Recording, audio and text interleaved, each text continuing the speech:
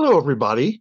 This is Sunday. It's November 13th, and we are moving into Module 12 of our online astronomy course. Before we go into Module 12, I want to remind you that this coming week, we will be taking the third exam that covers just Modules 9, 10, and 11. The exam opens on Monday, November 14th, and will close on Sunday, November 20th. Same format as always, 35 multiple choice questions. You can take it twice if you want to. You'll find it on the module page between modules, between modules 11 and 12. There we go, between the modules 11 and 12. So good luck on that. I'll be sending out an email today that's a reminder, and I'll be sending out another email to remind you that the exam is closing. All right, Module 12. What is going on with Module 12? And Module 12, we're going to move away from the individual stars and take a look at how stars are arranged in space and how there are collections of stars and what the whole universe is like. But today we're going to worry about our collection of stars, the galaxy that we live in. And if you go out at night, the way that you can see here in the background, this is the picture I took out at Summit Lake in Lassen Volcanic National Park back in 2016. There were just stars every place in the sky, an amazingly dark sky. And in fact, every star you can see in the night sky belongs to our Milky Way galaxy. Every star. Now, if stars were just scattered randomly throughout the universe, you would expect that if you looked in one direction in the sky or you looked in the other direction of the sky, that you would see the stars at just about, the same number of stars over here or over there.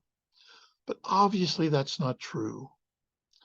That if you take a look, you find out in the night sky that there's a huge concentration of stars that runs in a band. You can see the band right here. This band of stars called the Milky Way, and it runs all the way around the sky, around the complete sky, and it's called the Milky Way, the Via Lactea, as the Greeks would say. And why do we call our galaxy the Milky Way? Well, this comes from Greek mythology. And in Greek mythology, Zeus was the head god in Greek mythology. And he was married to Hera. And he was not very faithful to Hera. And so he had a child, Heracles, with a mortal woman. And Hera wanted nothing to do with Heracles, wasn't her child. But Athena, who had compassion, took the young infant Heracles to Athena to be breastfed. But Heracles,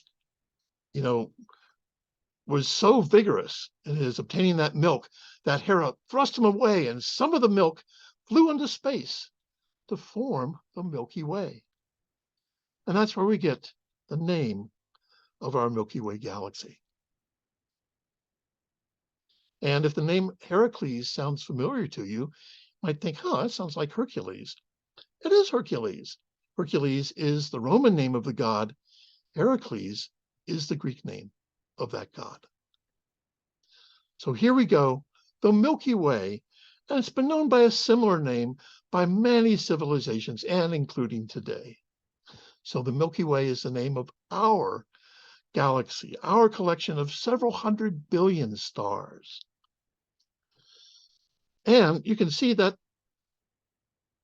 if we look in one direction, we're looking in the direction of the Milky Way.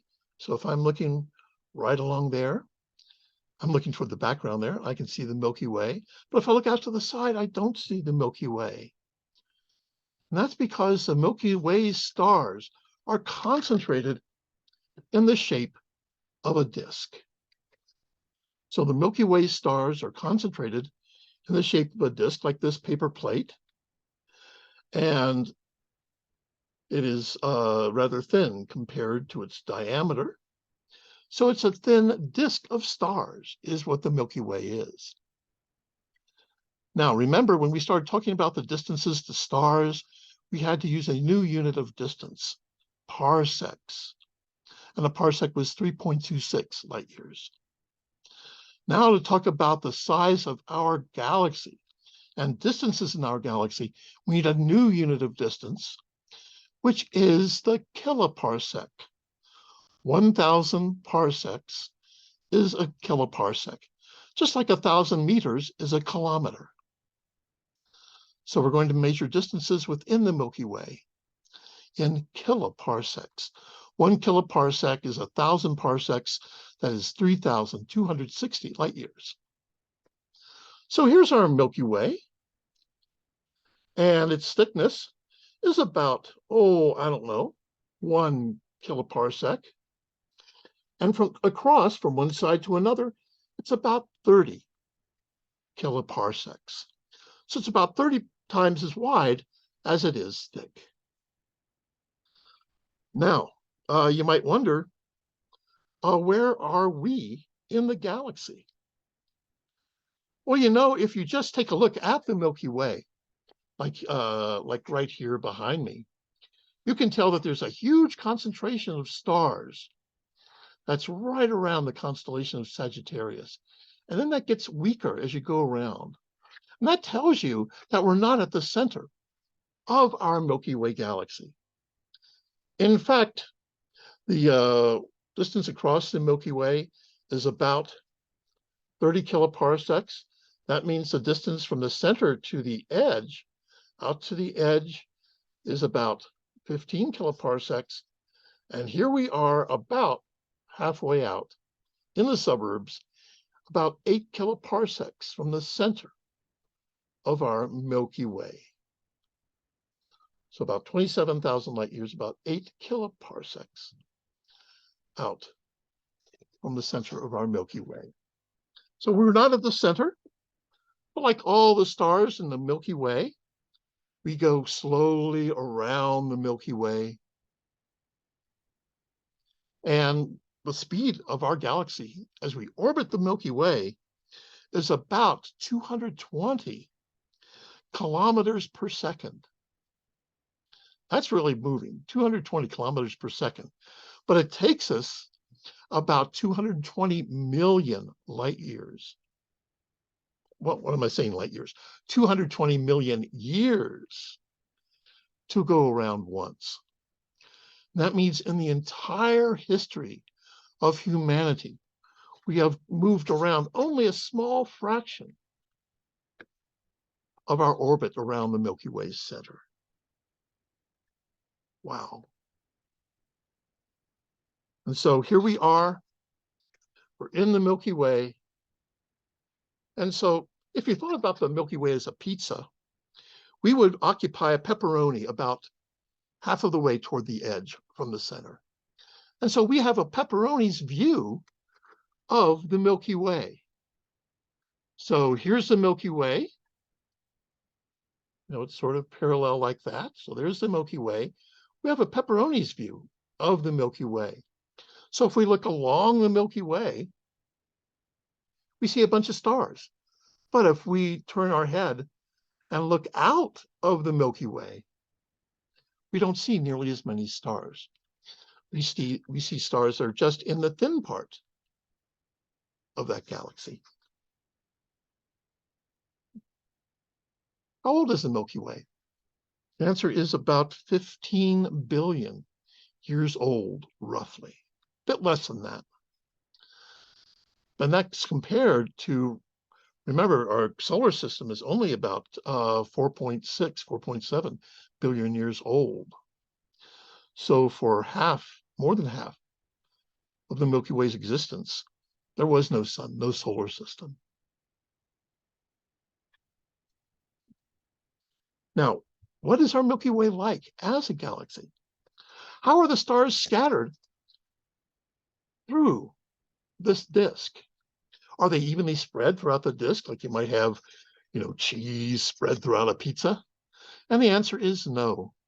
That in our galaxy, stars are concentrated in a spiral arm that move outward from the center out to the edge. So it's like a pinwheel of these spiral arms that go outward from the center, several of them going out from the center, like so.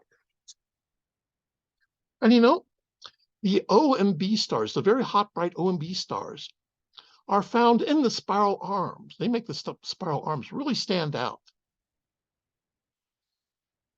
Well, remember, the O and B stars have very short lifetimes.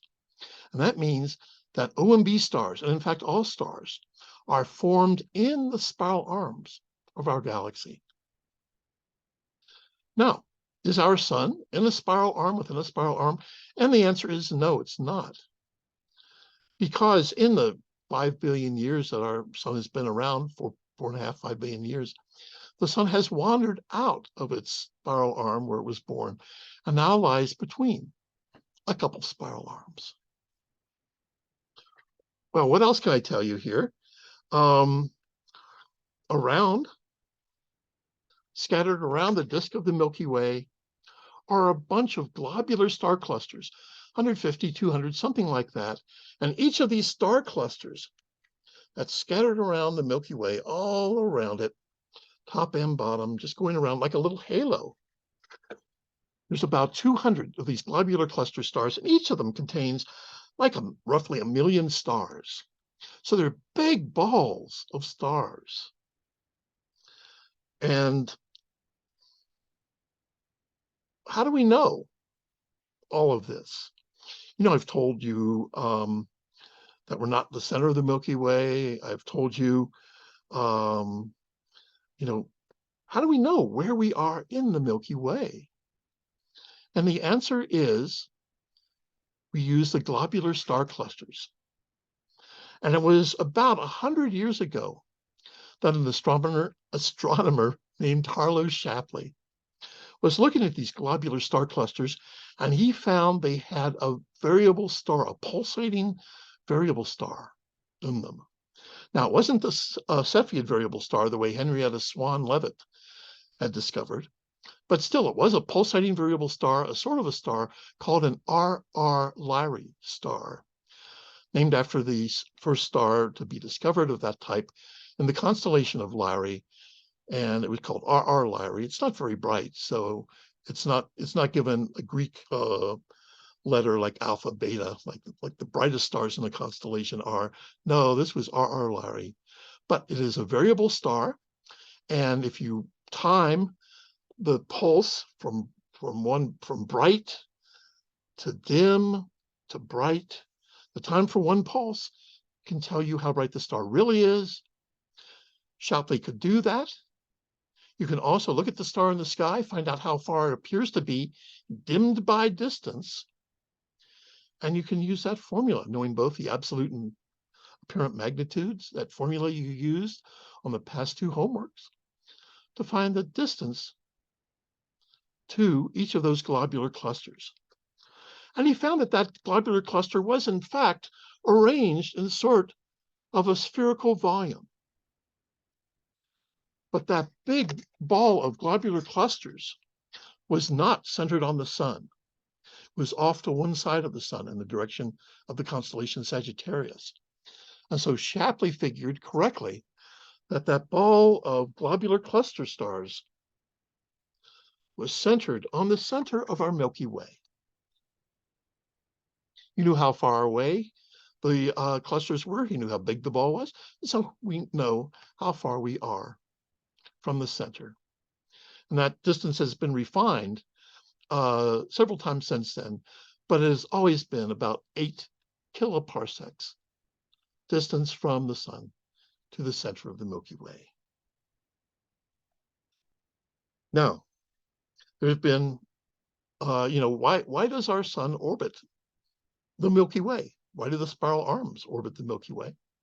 Well, they do because, like any, there's a lot of mass concentrated at the center of our Milky Way, and our sun and solar system orbits the center of the Milky Way, just like planets orbit our own sun. And so as our sun orbits the Milky Way, the planets are carried along with them, the asteroids and comets and everything in our solar system orbits the center of the Milky Way. And so astronomers have wondered, what is at the center of our Milky Way? But as you can see behind me, if you look toward the center of the Milky Way, you see lots of dark clouds. And in fact, those clouds, except for a small window, hide the visible light trying to get through from the center. However, you also know that infrared radiation can penetrate dust. So if you look at longer wavelength light, infrared radiation, radio waves, you can get a good view of the center. And what astronomers found in the center was really amazing. It was a black hole. And not an ordinary black hole that has the mass of, 5 times the sun's mass, 10 times the sun's mass.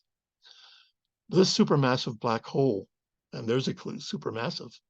This supermassive black hole has the mass of 5 million times the mass of the sun. 5 million solar masses. And there's a video that shows how we watch the orbit of a star pass very close to that black hole. And by looking at the orbit of that star, we're able to find out what the mass of the star is. And just earlier this year, for the first time, we've been able to get an image of this black hole using the combined efforts of radio telescopes spread all over the globe. And there's a video showing you that first picture we have of the supermassive black hole at the center of our galaxy. Now, of course, a black hole doesn't radiate any light, so the black hole itself is dark. But what you see is how that supermassive black hole has focused the light that goes around the black hole and is sent toward us here on Earth. So please take a look at that. It's really cool. Now you'll learn more about our Milky Way in this module.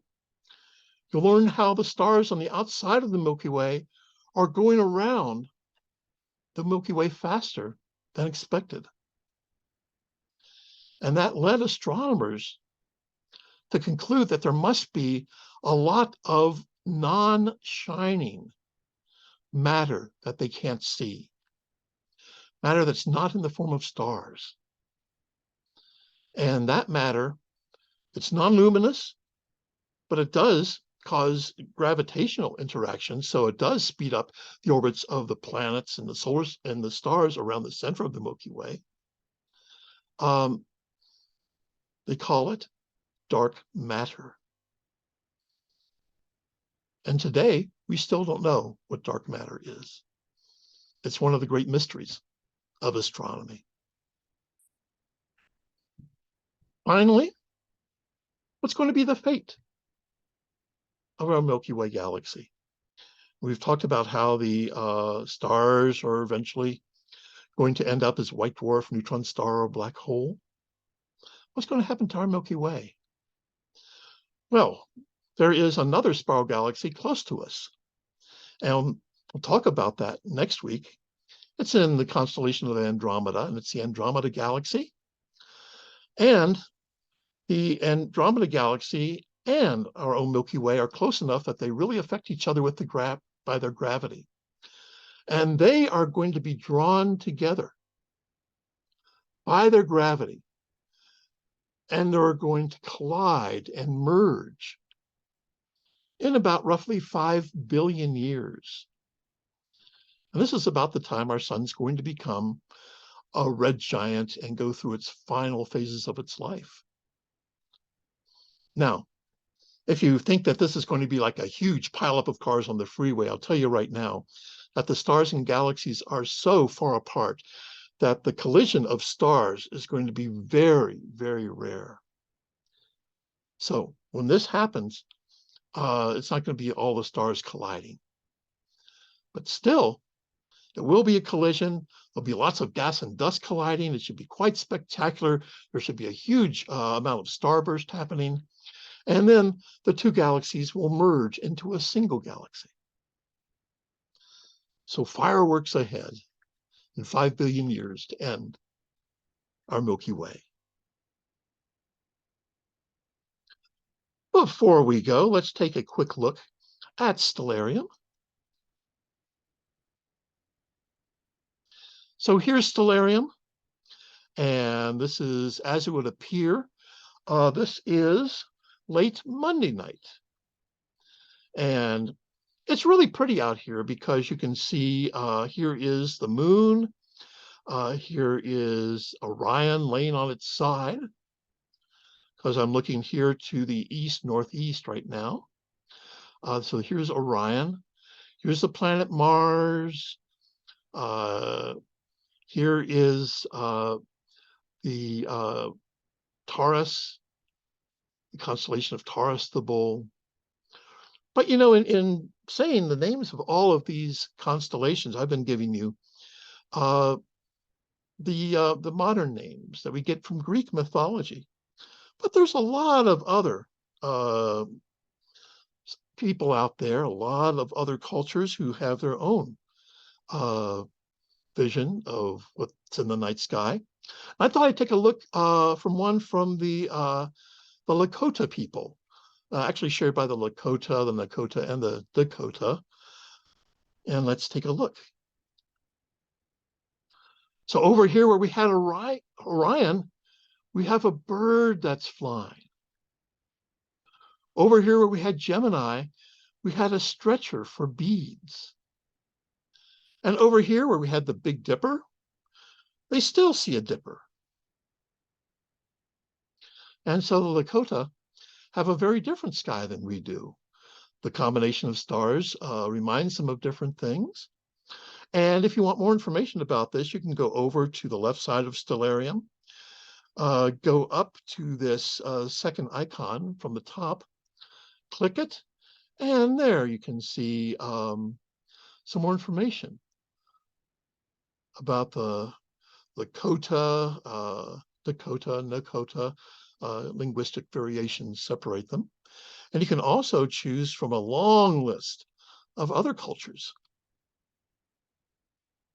So I think it's fun to take a look at that. But go out and take a look at the night sky anytime this week. The moon is past its full moon phase, and it's going to be moving more toward the east. And so it's going to disappear from the nighttime sky, at least the early, before midnight nighttime sky. And in a couple of weeks, it'll be in the early morning. I'm sorry, in the early night sky again. So good luck on your exam. I do hope you enjoy learning about this wonderful galaxy that we inhabit. And I will look forward to talking to you next week. So until then, take care. Bye-bye.